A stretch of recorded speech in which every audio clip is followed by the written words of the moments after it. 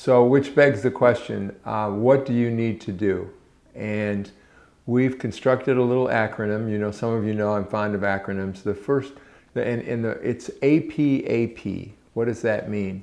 It means you need to know and learn how to do 4 things. And some of them, and some of you, it might be pretty easy, very simple. For others, this might be a whole new set of skills, but we have the materials put together to get there. So the first one is get the appointment. The first A stands for get an appointment. Amy and I, decades ago, started using buyer agency agreements. And if you think this is going to be a big deal or a big hassle, ask somebody who's already used them in the past. I can't tell you how many times I've stood in front of large groups of people and said, how many of you use a buyer agency agreement? And sometimes a lot of people's hands go up, sometimes not so much. But then I ask them to leave their hand up if they have a problem with it, if they have a problem with getting that agreement with purchasers. And all of the hands in every instance have gone down. This is really not a problem as long as you know what you're doing a little bit. So the first thing is get an appointment, get an environment where you can sit down and talk with them about the advantages of professional representation. So that's the most important thing. If you get an appointment, you're probably going to get their business. The second one, APAP, the second and first P, second letter, first P, is presentation. Have a presentation. Take the time to learn. You have a listing presentation. And if you need one, you're going to have a presentation for a purchaser developed. We have some cool materials for that, and there's one in Key Design Center, and we actually have a class on how to present the advantages of professional representation to purchasers. We think this is an absolutely necessary skill, and if there's one thing I want you to remember from this video, it's this.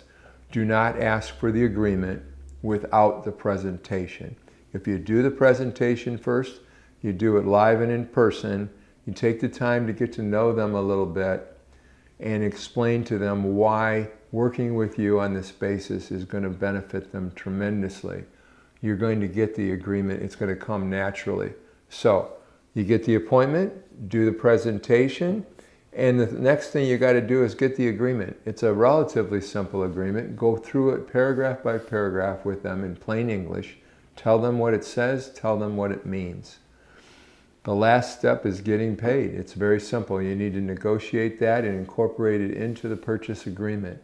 I personally do not believe that that's going to be a big lift with a reasonable purchaser and a reasonable seller. So that language needs to be incorporated into the agreement in order for you to be compensated properly.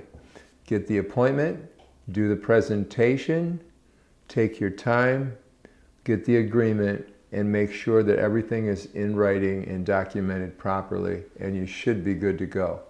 These skills are all on our website called The Key Changes.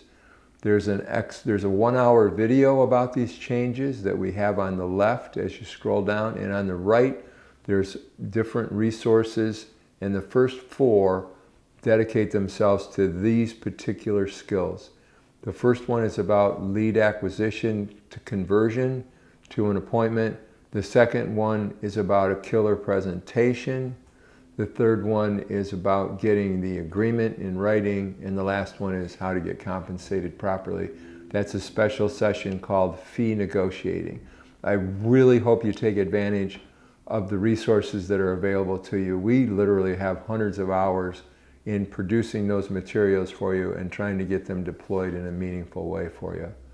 So engage with us. We can help you. Thank you.